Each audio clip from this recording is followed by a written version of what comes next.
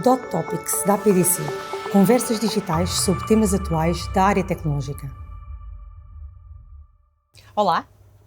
Damos início a um novo episódio do Dot Topics sobre o estudo Meet Me in the Metaverse, em parceria com a Accenture, e hoje vamos falar da segunda tendência apontada neste estudo sobre o mundo programável. E connosco temos o Rui Teles, Managing Director da Accenture Portugal, e o Tiago Silva Lopes, Diretor de Produtos e Serviços da Altice Portugal. Muito obrigada aos dois pela vossa presença e começaria então por ti, Rui, se não te importavas de nos explicar o que é esta nova tendência apontada no estudo do mundo programável. Ok, muito bem, Sandra, obrigado. Esta tendência que nós apresentamos no nosso relatório, lançado há pouco tempo, projeta uma área tecnológica onde nós vemos uma aceleração cada vez maior desta tendência e que, no fundo, ela representa uma integração cada vez mais profunda entre o nosso mundo físico, as coisas que nós temos no dia-a-dia, as nossas casas, o sítio onde nós compramos as nossas coisas, as máquinas que utilizamos no nosso trabalho, com aquilo que nós conhecemos no mundo virtual. O mundo dos sistemas de informação, o mundo da inteligência artificial, o mundo da cloud. E esta integração nós estamos a observar com cada vez maior aceleração, porque também estas tecnologias estão a possibilitar que se ultrapassem algumas barreiras de conectividade, de velocidade, de armazenamento e, portanto, isso tudo faz com que se acelere esta integração entre estes dois mundos e esta integração entre estes dois mundos permite, não só por um lado, percebermos melhor o nosso mundo físico, perceber melhor qual é a eficiência que as coisas têm, qual é a capacidade que o nosso mundo físico tem e observá-lo melhor e observá-lo com mais informação para poder ser, na realidade, estudado para além do olho humano. E depois uma segunda direção que é como é que nós, a partir do mundo virtual, conseguimos influenciar o mundo físico, adaptando de melhor forma ao ecossistema, a quem o está a utilizar, de forma a nós podermos ter aquilo que nós denominamos de objetos ou coisas inteligentes, okay? E mundos inteligentes, com uma grande simbiose entre o físico e o digital.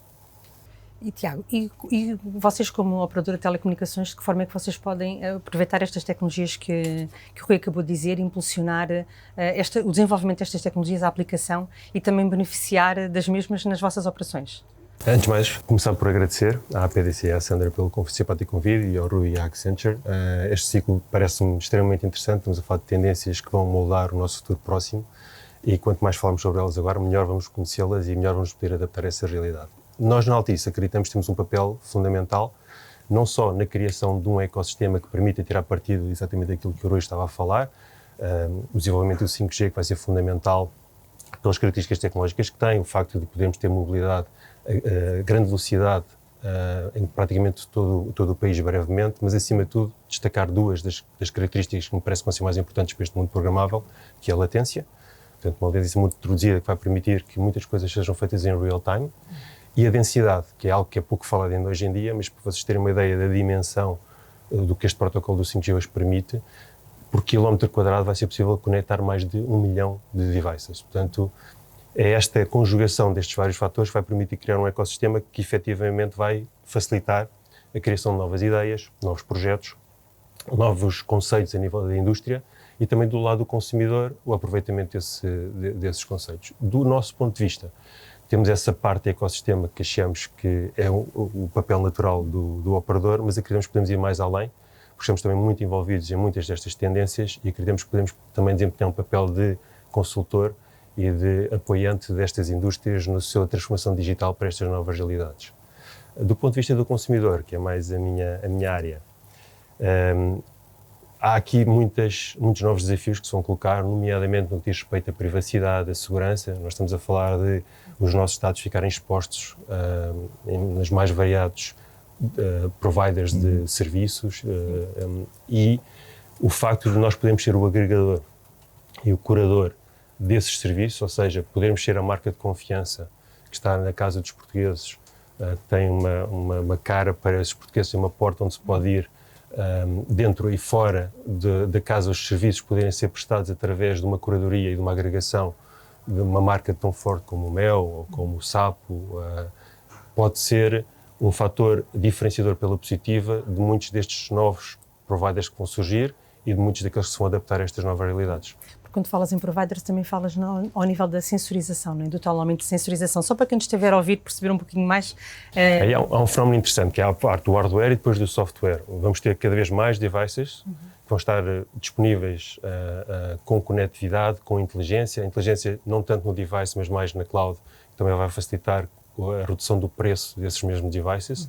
Mas depois, o que é que o software que vai ser colocado em cima desses devices vai poder fazer para aproveitar? Ou seja, um sensor, por exemplo, de movimento pode ser utilizado para múltiplas funcionalidades, seja para segurança física dentro de casa, seja, por exemplo, para caretaking de pessoas mais idosas, e, portanto, vai ser a conjugação dos devices que vamos ter, da proliferação de devices que vamos ter com o software que vai ter a partir desses devices, que vai apresentar este admirável mundo novo que vamos ter pela frente muito em breve.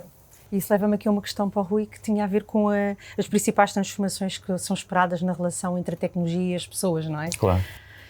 Queres explorar um bocadinho esta temática? Se nós observarmos este conceito, e pegando num exemplo que é mais ou menos óbvio para as pessoas, vamos pensar num carro, não é? Um carro que está totalmente conectado, tudo aquilo que o carro tem enquanto objeto físico, não é?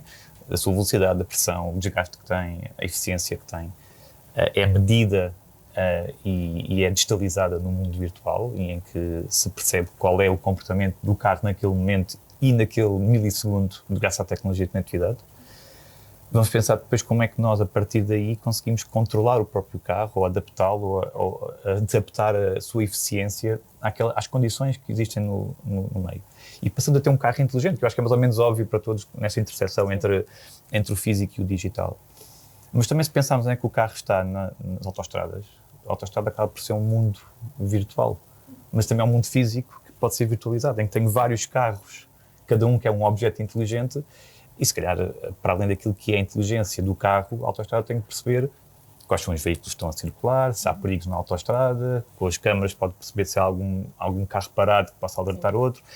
Portanto, isto é o admirável mundo novo que se começa a desenhar de uma forma mais acelerada, que tem uma conjugação mais para além daquilo que é só os aspectos tecnológicos. Porque se nós olharmos para este mundo programável, ele vai desde a conectividade até àquilo que são as aplicações de imersão, como o Tiago comentava, em que dotamos os objetos de inteligência e nós próprios podemos ter, por exemplo, devices, óculos, que nos permitem ver o mundo físico com muito mais informação do que aquilo que o olho humano e o sensorial humano consegue captar. E depois temos ainda um terceiro aspecto, que eu acho que está neste momento muito emergente, mas que começa a ser uma realidade, que é a combinação disto com materiais que são eles próprios programáveis. Ou seja, matéria que eu posso próprio programar para responder às condições ambientais e transformar-se. Por exemplo, veja-se a fibra de carbono que é impressa em 4D de forma a poder ter comportamentos de alteração em função do frio, da velocidade, etc. Portanto, e nós, na Accenture, aquilo que também defendemos é que para explorar este admirável mundo novo é necessário olhar para esta tendência de forma vertical, naquilo que é a sua conectividade, naquilo que são as aplicações de imersão e inteligência artificial, que está associada, e à própria parte material, física das matérias que são programáveis, que é outro campo de engenharia totalmente diferente daquilo que nós estamos habituados, pelo menos aqui na parte tecnológica. E isso vai obrigar, primeiro, do nosso lado enquanto empresas, nós vamos ter que unir muito mais disciplinas de engenharia do que até agora. Sim. E veja-se os movimentos que estão a acontecer, ou de parcerias, por exemplo, entre tecnológicas como a Accenture e operadores de telecomunicações como a Altice, para explorar estes conceitos em clientes finais, nomeadamente nos portos e na logística dos portos, é onde nós estamos a colocar mais ênfase. Mas veja-se também o facto das empresas estarem a adquirirem-se num ecossistema, ou seja, a fazer aquisições. Por exemplo, nós adquirimos empresas de engenharia pura para integrar os nossos quadros de tecnologia de forma a conseguirmos contemplar esta gama total, porque só assim é que é possível entregar um valor maior. E, por outro lado, também estamos a observar alguns movimentos associativos, alguns movimentos de hub, que tentam, a nível nacional, inovar juntando estas duas valências. Ou seja, pensemos nós, porque é que uma indústria do calçado amanhã não é uma indústria mais orientada ao mundo programável, por exemplo, desde a sua matéria até aquilo que é a conectividade que nós possamos ter, eventualmente, no nosso wearables. Exato. No próprio sapato, não é? Exato. Mas este admirável mundo novo, não é? Que o vosso estudo acaba por nos dar um vislumbre e dá-nos um vislumbre de forma muito agregada, e eu acho que isso é que é interessante também, a interligação com estas novas tecnologias. De que forma é que estas novas tendências que são apontadas também no estudo, em que o metaverso, o contínuo metaverso, mas o Web3, a realidade aumentada, a realidade virtual, a criptografia, se expandem, e também a sua adoção, como é que vocês, a adoção por parte dos consumidores, como é que vocês, como empresa de telecomunicações, identificam quais podem ser os tais cenários de risco que há bocadinho falavas, Tiago? Cenários de risco, Sim. em termos de infraestrutura, de interoperabilidade? Obviamente que isto é um futuro que está a ser construído agora, não é? E há muita coisa que ainda não conhecemos. Por exemplo, o Rui falava, e bem, da necessidade de haver vários players ao mesmo tempo a trabalhar em conjunto para que este mundo programável possa vir a ter, de facto, um impacto significativo. E então entram aí os tais desafios. O desafio de interoperabilidade, ter vários players a falarem entre si, que tipo de informação é que podem partilhar entre si, que dados é que são mais sensíveis, que dados é que não são tão sensíveis, que dados é que poderão ficar expostos a terceiros com intenções menos legais, pelo menos, para poderem fazer algo que não devem com esses dados. A própria forma como a possível interseção da conectividade ou dos dados que são passados pode pôr em perigo, por exemplo, o exemplo dos carros automáticos ou automatizados. Dependem de conectividade muito boa, com latência muito baixa, porque se isso não acontecer, os carros vão bater entre si, ou vão contra um edifício, ou vão passar um vermelho. E tudo isso leva-nos para lógicas, obviamente, que nós não queremos pensar, mas lógicas de warfare. Infelizmente, hoje em dia, com a guerra na Ucrânia, fala-se mais sobre a ciberguerra. Em Portugal temos sido alvos de vários ataques desse género. E o que se passa é que aquilo que antigamente se mantinha apenas no mundo do digital passa agora a ter uma correspondência no mundo físico, e essa correspondência no mundo físico pode ser uma porta a fechar, uma porta pesada a fechar-se em cima de uma pessoa, pode ser... Portanto, há muitas preocupações que temos que ter para não entrarmos em cenários que já foram muito estudados em filmes, pelo menos de Hollywood, apocalípticos. Porque, de facto, a tecnologia, e parafraseando alguém do Google que dizia isto, eu acho que é mesmo a melhor maneira de explicar, there's a very thin line between creepy and awesome.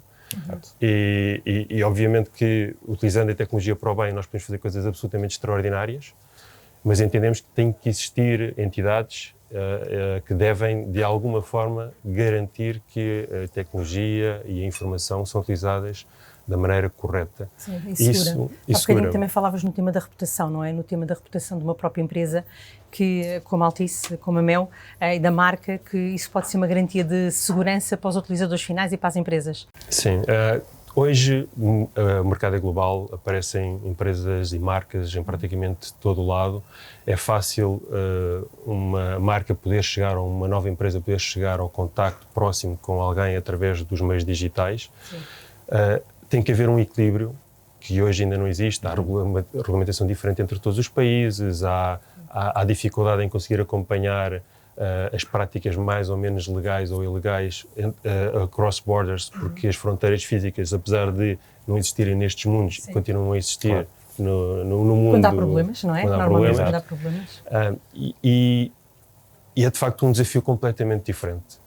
Tentar encontrar o equilíbrio entre a utilização da tecnologia para o bem e aqui só reforçar um ponto, porque às vezes pode parecer mal, pode parecer que não estou a explicar da melhor maneira. As empresas, a maior parte das empresas, a grande maioria das pessoas, estão a pensar nesta tecnologia, neste novo modo de utilizar a tecnologia para o bem.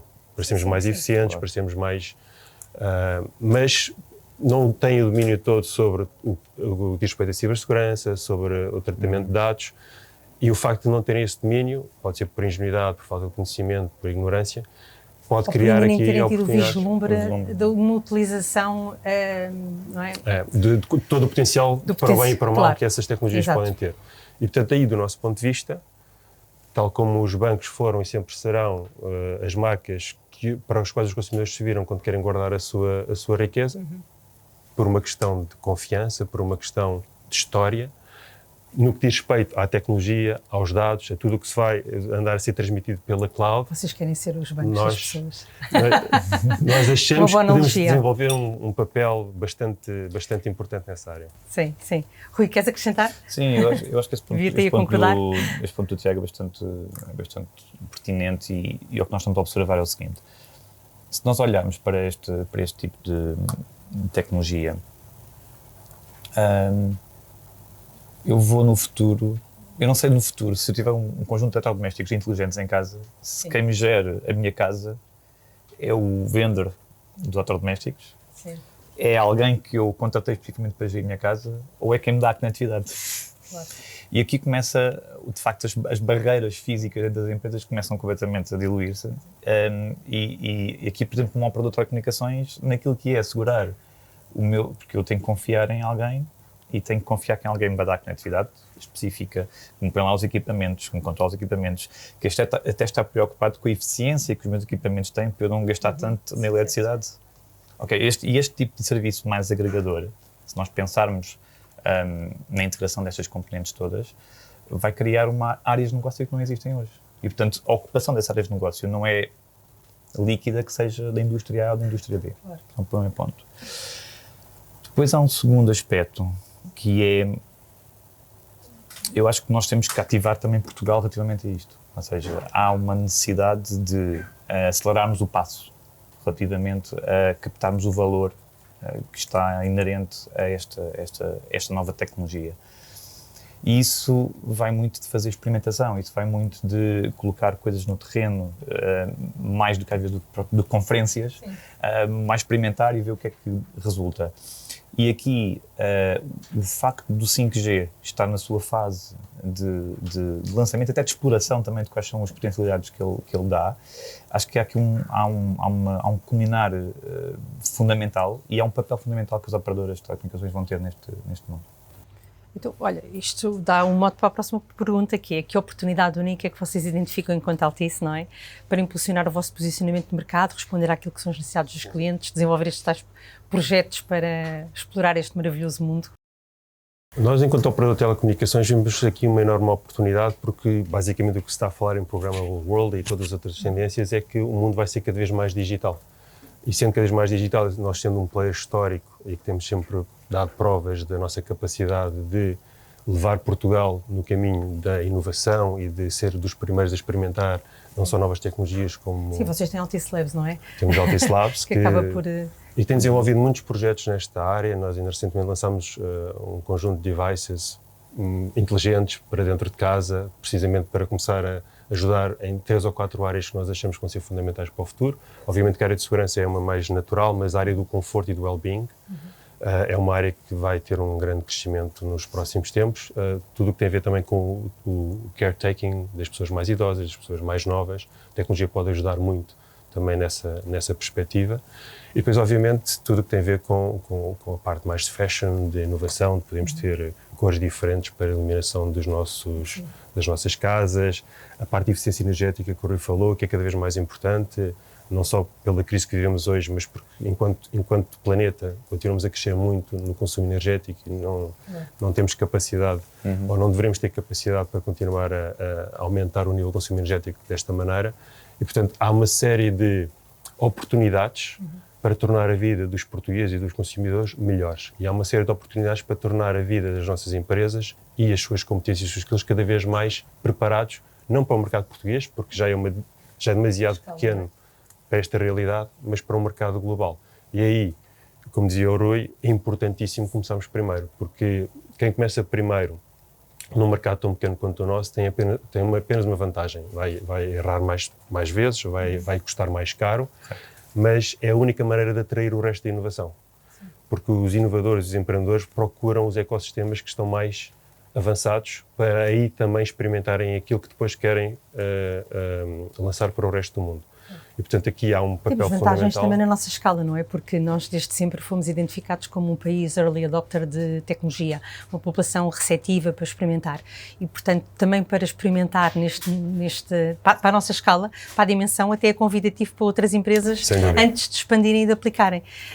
E isso também fica a pensar um pouco naquilo que poderá ser, ou o que é que vocês identificam como os principais obstáculos que vocês, como empresa de telecomunicações, podem identificar na implementação desta nova era da internet e da aplicação destas tecnologias, não é? Relativamente a obstáculos, obviamente estamos a falar de algo que tem muitos stakeholders envolvidos. É um ecossistema que, para evoluir a uma velocidade relativamente rápida, implica com muitas evoluções em muitas áreas diferentes. E para mim há 3 ou 4 temas que são importantes. Um tem a ver com uma limitação europeia típica, que é o tema da regulação. Tentamos fazer ex ante, prever o futuro e tentar definir todas as regras, ainda antes de conhecermos efetivamente o que é que vai ser a tecnologia, como é que ela vai ser aplicada no dia-a-dia. E essa assimetria limita-nos muito na Europa como um todo, relativamente a qualquer outro player global, nomeadamente Estados Unidos, Ásia, que não têm esse tipo de visão, procuram resolver os problemas à medida que eles surgem e não tentando antecipá-los. Uma segunda questão, que é, percebendo que a regulação não pode ser demasiado restritiva, é muito importante que, estando a falar de dados pessoais, estando a falar da confiança que as pessoas têm na tecnologia, não possa existir um episódio danoso do ponto de vista reputacional que ponha em causa a evolução destas tecnologias, aqueles exemplos mais negativos que falámos recentemente, ou seja, obviamente é uma tecnologia para o bem e tem que ser usada para o bem, mas tem que haver forma de controlar exatamente isso e ter a certeza que toda a informação que está a ser captada, está a ser processada a cada momento pelos vários stakeholders que estão envolvidos no ecossistema, está a ser com um propósito claro, transparente e com o ok dos utilizadores finais. Depois, um desafio grande do nosso mercado português, sem entrar em política, a transformação digital é, na minha opinião e na opinião da nossa empresa, o tema mais importante em conjunto com a literacia digital para garantir que Portugal pode ter um papel importante e preponderante a desempenhar no futuro do mundo. E nós ainda não conseguimos ver isso, pelo menos na famosa bazuca, nos principais projetos e investimentos que estão a ser colocados em cima da mesa neste momento, que são igualmente importantes naturalmente, mas que para aquilo que nós achamos que são as características muito especiais do nosso país, deveríamos estar a apostar muito mais na massa cinzenta, no desenvolvimento dos skills, para poder desenvolver os tais ecossistemas. E, por último, um tema que para mim é muito querido, que tem muito a ver com psicossociologia, que é, nós temos que educar-nos a nós todos. Nenhum de nós é especialista nestes temas, mas temos aprendido nos últimos tempos que a tecnologia, cada um lida com a tecnologia à sua maneira e muitas vezes sem a informação toda.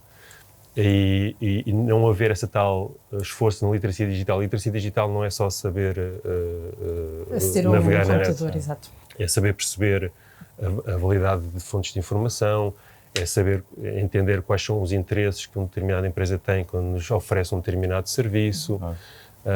E nós estamos a entrar mesmo na alma das pessoas com estas novas tecnologias. E a ausência dessa educação e dessa literacia pode ser extremamente perniciosa para nós enquanto sociedade. Olha, eu se calhar ia terminar com um último repto aqui ao Rui, que é nesta nova tendência do mundo programável, que tipo de convite é que tu fazias aos empresários que nos estiverem a ouvir para descobrirem um pouco quais são as potencialidades deste mundo programável? Dando um passo aqui atrás, eu acho, nós quando falamos em resiliência no nosso país, quando falamos em modernizar infraestruturas, quando falamos em eficiência energética, quando falamos em indústria 4.0, quando falamos disso tudo, se há tecnologia, se há área tecnológica em que Portugal deve investir para, obviamente associado a este movimento de maior literacia digital por parte da nossa população e por parte também daquilo que são os nossos colaboradores, os trabalhadores em Portugal, porque ainda há um gap tecnológico de competências para suprimir. Se nós pensarmos nisso tudo, de facto, não há como não apostar nesta tecnologia em Portugal, porque isto vai permitir que a nossa indústria seja diferenciadora e não seja human intensive. Não conseguimos competir com países human intensive. Faz com que nós possamos ser pioneiros naquilo que é a eficiência energética e a transição.